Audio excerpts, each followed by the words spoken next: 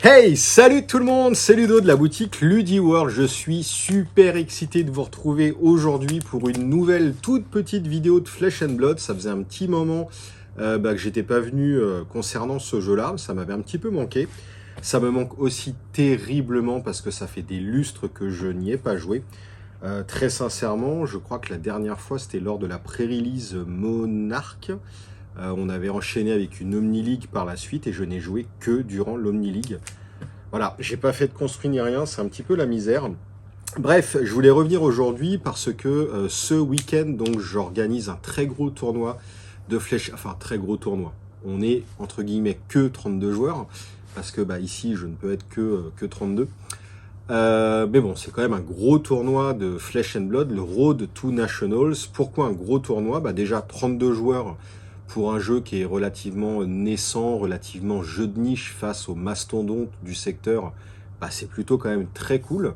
Et c'est un tournoi avec un petit peu d'enjeu parce que il y aura des qualifiés pour le championnat de France Flesh and Blood. Au niveau du championnat de France Flesh and Blood, je reviendrai vers vous, je ne sais pas trop quand, prochainement, pour vous livrer tous les détails. Je ne sais pas si vous avez vu sur le site officiel de Flesh and Blood du coup, c'est moi qui organise le championnat de France, c'est plus un secret. Je vous donnerai toutes les infos de date, le lieu, etc. Bref, on en reparlera. Dans un premier temps, il faut déjà se qualifier. Donc vous avez une opportunité de vous qualifier pour le CF grâce à mon Road to National ce week-end. Et ensuite, si vous n'êtes pas qualifié par ce biais, pas de panique, il y aura des points d'XP qui vont être pris en compte.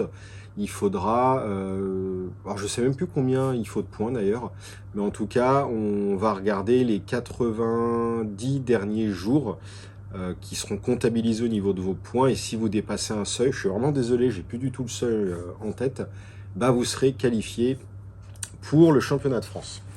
Bref, j'ai reçu les lots pour le Road to National de ce week-end, to Nationals. Je voulais un petit peu vous faire voir parce que c'est juste comme d'habitude, magnifique. Tadam! Regardez-moi ça. Elle est juste sublime. Hein. Je peux vous la faire voir. Hop, un petit peu en gros plan. Regardez-moi cette beauté. Magnifique détail, les reflets. Enfin bref, hein. C'est vraiment du Flesh and Blood. Exude confidence la carte. Tac, tac, tac. Alors ouais, pour être franc avec vous, je suis totalement largué sur ce jeu.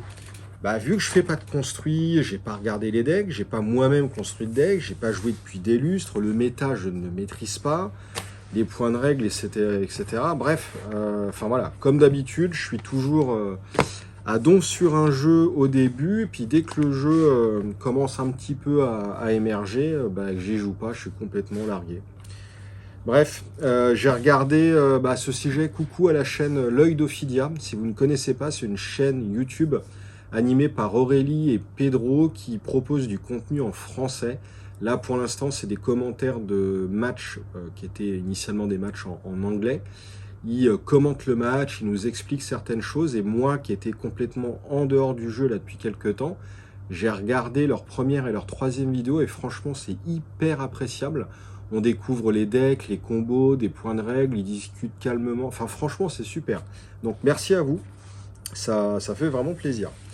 Voilà, au niveau du Road to Nationals. Alors là, inutile de vous parler de cette illustration. La superbe tunique, l'équipement légendaire qui est légendaire dans le jeu. Parce que voilà, il est emblématique en tout cas. Voyez comment c'est juste sublime. Hop, j'ai plus la répartition des lots en tête, mais donc 1, 2, 3, bon voilà, c'est pour le top 4, avec évidemment le tapis de la tunique pour le premier. Je range ça tranquillement, hop, pour ce week-end.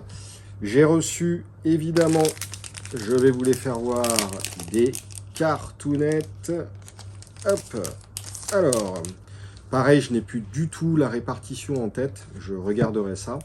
Alors ça, ce sont des cartes pour l'arbitrage. Donc normalement, si tout se passe bien, c'est justement Aurélie de la chaîne L'Œil d'Ophidia qui sera notre arbitre en chef. Donc ça, c'est plutôt cool. Donc ça, c'est pour elle. C'est le cadeau pour les juges. Ensuite, on a hop, pas mal de héros en cold foil. Donc, regardez-moi comment c'est magnifique. On a Prism, on a Chain, on a Boltin.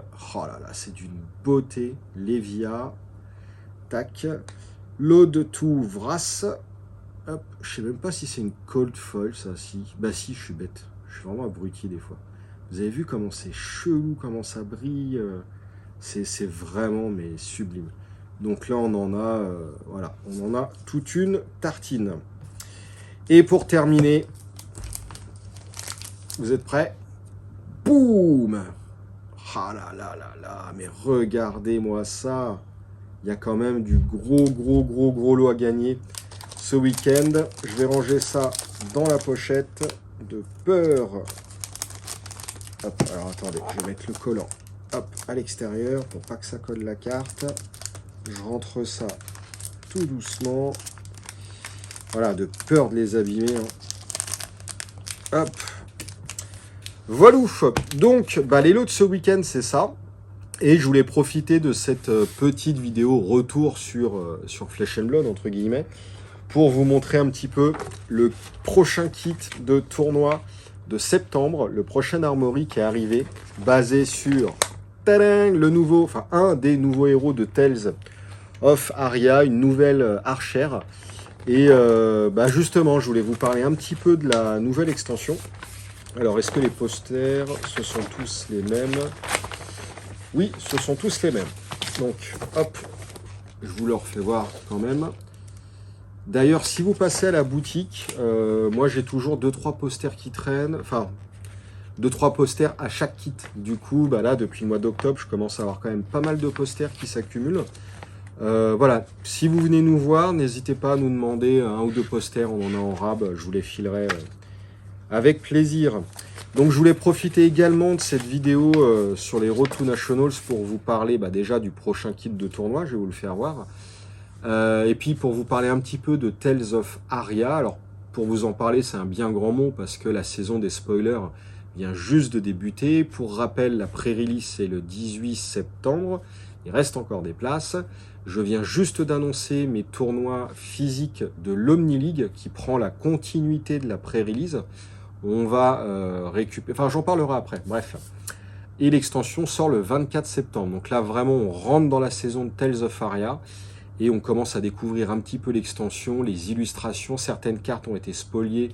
J'ai même pas tout lu, tellement là les spoilers, ça y est, commencent un petit peu à arriver. Mais voilà, je voulais un petit peu vous parler de tout ça dans la suite de la vidéo. Alors, voyons voir ce qu'on a reçu. Waouh! Hop! Je découvre les choses en même temps que vous. C'est ça qui est cool. Magnifique. Alors, pareil, il faut que je vous le montre. Hop! Un petit peu en gros plan. Tac, tac, tac. Regardez-moi. Oh, ça va être le retour des Rangers en force. À l'heure où je vous parle, ils viennent de révéler le nouvel équipement légendaire Ranger. C'est une tuerie. On va jouer avec 2 cartes dans l'arsenal. Ça va être génial, génial, génial. Hop, qu'est-ce qu'on a reçu d'autre? Un petit paquet dans le kit de tournoi. Hop, voyons voir ce qu'il y a. Tac, tac. Ouh, ben c'est sous film. Alors, comment on ouvre? On ouvre comme ça. Hop.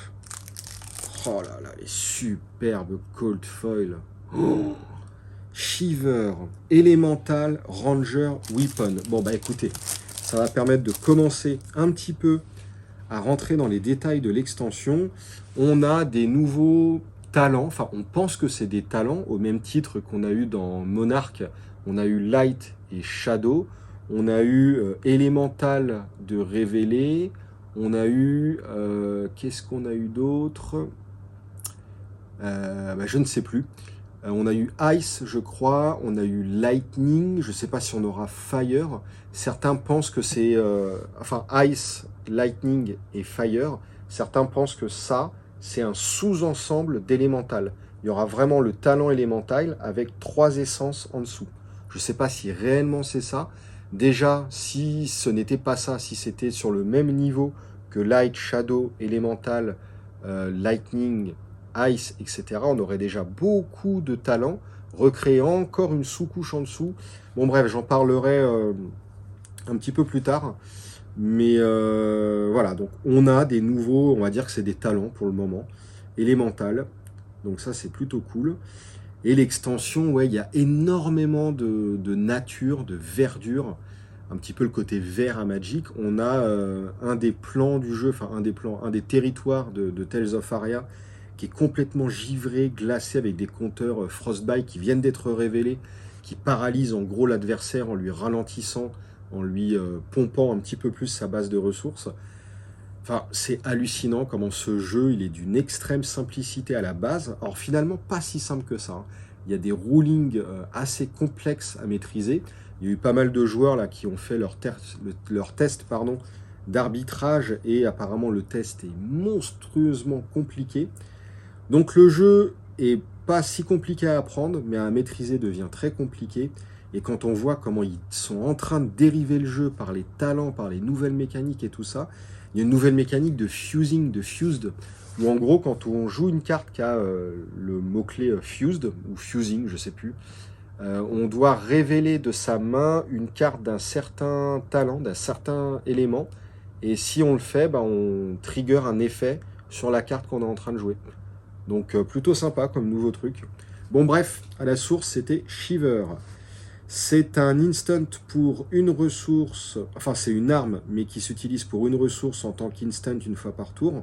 On peut mettre une carte de flèche de sa main face visible dans un emplacement d'arsenal vide que l'on contrôle. Et si on le fait, on choisit l'une des deux options suivantes. Soit elle gagne +1 jusqu'à la fin du tour, soit elle gagne Dominate jusqu'à la fin du tour. Ok. Oh là là, mais qu'est-ce que c'est beau! Oh la vache! Lexi Livewire. Oh, c'est magnifique. Donc 4 de taille de main, 40 PEV, Essence of Ice and Lightning. On peut avoir des cartes Ice et Lightning dans notre deck. Alors voilà. Je pense que c'est ça qui fait dire à certains joueurs, coucou Olivier d'ailleurs, que Ice, Lightning et peut-être Fire ou Wind ou Air ou même Water, enfin j'en sais rien en fait. Peut-être que ça, ce sont des essences qui arrivent en termes de couches en dessous les talents. Là, je pense que ça se trouve, le talent, ça serait élémental, mais élémental, en dessous, peuvent utiliser des cartes, pour celle-ci en tout cas, Ice and Lightning. Et c'est vrai que ça se tient quand on voit ça comme ça. Ah, je sais pas. Franchement, je sais pas. Je suis super intrigué. Bref. Et son pouvoir, c'est une action une fois par tour. On va tourner face cachée. Non, on va prendre une carte face cachée de notre arsenal et on va la flip face visible. Si c'est une Lightning card, la prochaine attaque ce tour-ci gagne Go Again. Et si c'est une Ice card, on crée un Frostbite token chez l'adversaire. Et cette action-là, Go Again, c'est génial. La mécanique de la glace, ça va être de la folie, quoi. Ça, on en a combien? On en a 8, je crois, c'est ça. Et ensuite, on a une carte Lightning. Alors, c'est ça, moi, qui me faisait dire que Lightning était un talent à part entière. Parce que là, on limite vraiment les cartes Lightning aux cartes qui sont élémentales avec la possibilité de jouer du Lightning. Donc, c'est pour ça, je comprends pas. Je sais pas dans quoi ils s'embarquent dans le jeu. D'un côté, je suis super excité. Mais de l'autre côté, je dois vous avouer être, non pas déçu parce que je suis excité, mais si ça s'oriente de la façon où je pense que cela s'oriente, c'est-à-dire plein de restrictions, mais qui influent majoritairement que sur la construction du deck. Là, on le voit, ça influe sur la mécanique, dans le sens où on révèle la carte. Si c'est ceci, tu fais ça. Si c'est cela, tu fais ça. mais une fois que votre deck il est construit de telle manière, il va toujours tourner de la telle manière. Là, on arrive à avoir une restriction hyper réduite. Vous voyez l'entonnoir qui se réduit au niveau de la construction du deck. Et moi, j'aime pas ça parce qu'il peut y avoir des extensions où potentiellement, il va y avoir rien d'intéressant pour vous si vous n'avez pas envie d'avoir un nouveau deck, une nouvelle classe, un nouveau héros.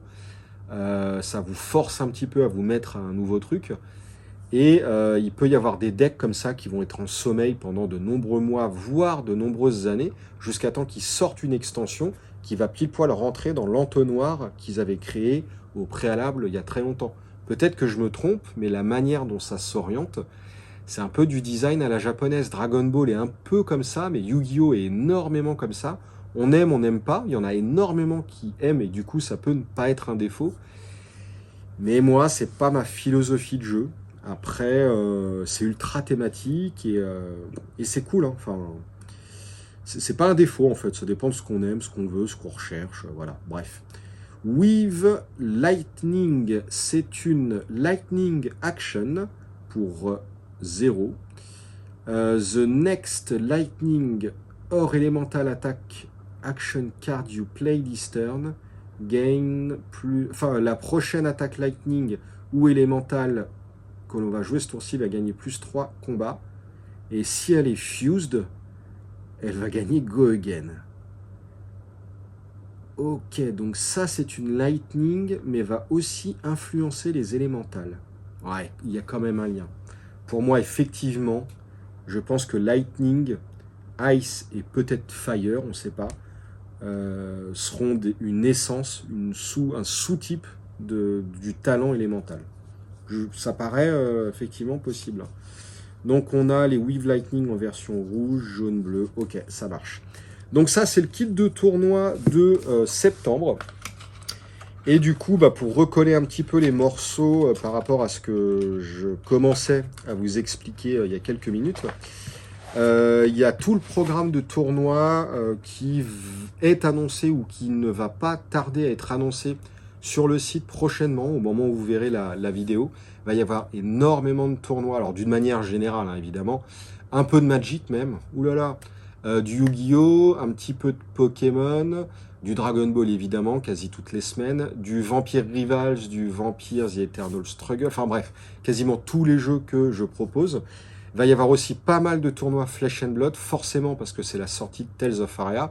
Donc le programme, ça va être le 18 septembre, la pré-release. Il y aura quelques tournois online et quelques tournois construits, étalés de manière régulière, tous les 15 jours, 3 semaines à peu près, jusqu'en fin octobre, début novembre, voire même mi-novembre. Mais il y aura surtout l'Omni League qui va prendre la continuité de la pré-release. Alors pour rappel, l'Omni League, on va démarrer de votre deck scellé d'Omni League construit à partir de 6 boosters. Vous conservez votre deck, vous conservez votre réserve que vous n'avez pas utilisée. Vous reprenez tout ça de votre Omni League, enfin de votre pré-release, Tales of Aria, et vous rentrez dans l'Omni League. Quand vous êtes dans l'Omni League, à chaque session d'Omni League, donc il y a 2 dates, le 25 septembre, matin, après-midi, il y a une phase finale le 9 octobre. À chaque séquence d'Omni League, on va rajouter 2 boosters à votre pool de cartes de pré-release Tales of Aria. Les 2 boosters d'ajout vont être draftés par pool de 4 à 8 joueurs, tout dépend combien on sera lors des sessions d'Omni League. On va prendre un booster, on va l'ouvrir, vous allez drafter une carte, faire tourner, récupérer, redrafter, etc. Vous allez drafter 15 cartes ou 14 comme ça. Les 14 cartes, vous allez les utiliser pour améliorer le jour J votre deck. Enfin, c'est même 28 cartes puisque vous avez 2 boosters à drafter. Vous allez complètement modifier votre deck de pré-release. Votre deck va obligatoirement s'affiner en construction, va augmenter en puissance, etc. On va faire un tournoi avec ce deck-là le jour J. Et à la fin de chaque match du tournoi, vous regarderez dans les cartes non utilisées de votre adversaire et vous allez lui prendre une carte. Lui, il fera pareil. Vous allez vous échanger une carte. On limite les échanges aux seules communes et rares. Comme ça, vous ne faites pas piller les mythiques, les légendaires, etc. Vous faites un échange de cartes. Si vous voulez, vous faites un petit autographe sur la carte. C'est toujours sympa de savoir à qui on a pris la carte. La carte, vous la mettez votre deck, et c'est, enfin moi je trouve ça super cool. Et les cartes que vous récupérez comme ça à la fin de chaque match, vous pouvez l'incorporer tout de suite dans votre deck. Donc il y aura 2 sessions comme ça, le 25 septembre, et il y aura une phase finale où là également, on draftera 2 boosters en début de tournoi, et puis on fera la finale comme ça. Sur la phase finale, il y aura un petit lot bonus. Voilà, je ne sais pas encore ce que ce sera, mais ce sera normalement un beau truc qui sera distribué de manière aléatoire à l'un des participants. Et du coup, c'est un format, bon, je ne vais pas refaire la redite, hein, si vous me suivez, que ce soit sur le dossier Flesh and Blood ou sur les CCG en général, je pense que vous connaissez le format. Sinon, allez regarder, je ne sais plus quelle vidéo, j'en ai parlé vraiment plusieurs fois. Donc, il y aura de l'Omni League physique ici, il y aura de l'Omni League online, où on va démarrer de la même façon par un scellé à 6 boosters. Vous allez construire un deck, on va faire une session de 10 ou 15 jours de match online, comme ça, par webcam sur le Discord. Et ensuite, on va incorporer des boosters d'ajout régulièrement. Et il y aura également, pareil, une phase finale avec votre deck stuffé à son niveau max. La seule différence entre l'Omni League online et physique, c'est qu'il n'y aura pas d'échange de cartes à la fin de chaque match avec les joueurs, parce que forcément, vous êtes à distance. Donc, sans aucune comparaison, l'Omni League physique est meilleur. C'est le vrai format Omni League. Mais quand on avait lancé l'Omni League online par défaut pendant le Covid, voilà, on l'avait fait comme ça, on n'a pas le choix. Ceci dit, c'est quand même super cool de faire une Omni League, même sans échange en fin de match. Bref, voilà un petit peu pour le programme Flèche jusqu'en novembre presque. C'est super cool, vraiment excité de découvrir les nouvelles mécas de l'extension, les nouveaux héros, enfin voilà. Je trouve ça vraiment excitant. Et à ce sujet, je clôture la vidéo. Hop, j'ai reçu ça aujourd'hui. Une petite enveloppe UPS. Alors on est le 1er septembre, au moment où je tourne cette vidéo-là. Donc voilà, j'ai reçu... Alors je vais vous faire voir sur la petite caméra. Hop, je cache toutes les adresses. Tac, regardez ce qui est écrit là. James White. James White, c'est le créateur de Flesh and Blood. J'ai reçu un petit courrier avec un petit spoiler. Haha, petite enveloppe. Haha. Et je vais vous montrer la carte. Haha, j'ai une petite carte à vous révéler. Regardez. Haha. Bon, et ben rendez-vous le 6 septembre sur la chaîne. Je ne sais pas à quelle heure, mais le 6 septembre, je vous révélerai cette carte-là. Et j'espère que j'aurai des choses à dire dessus. Comme je vous le disais, j'ai pas joué au jeu depuis un certain temps. On ne connaît pas du tout toute l'extension. Je vais sans doute tourner la vidéo d'ici un jour ou deux. Donc voilà. Quand vous verrez la vidéo le 6 septembre, la vidéo aura été tournée depuis quelques jours. Peut-être qu'entre-temps, il y aura eu des spoilers dont je n'aurais pas eu connaissance. Donc ce que je dirai dans la vidéo du 6 sera peut-être à moduler par rapport à ce qui a été révélé 1 ou 2 jours précédemment. Bref, en tout cas, ouais, je suis super content. Merci Legendary Studio, enfin c'est une boîte, je n'ai jamais vu ça. Ils sont ultra proches de leur communauté et tout. Bref, j'en ai parlé plein de fois durant mon dossier Flèche, mais c'est juste hallucinant. Ils maîtrisent tout de A à Z, c'est incroyable. Bref, allez, je vous laisse. Merci beaucoup d'avoir regardé la vidéo. Et puis à très vite. Et inscrivez-vous pour la pré-release Tales of Arial, 18 septembre. Il reste de la place. On peut monter à 32 joueurs. C'est un putain d'événement et tout. Enfin, vraiment, ça va être cool. Venez nous rejoindre. Allez, des gros bisous. Et puis à la prochaine. Salut, salut!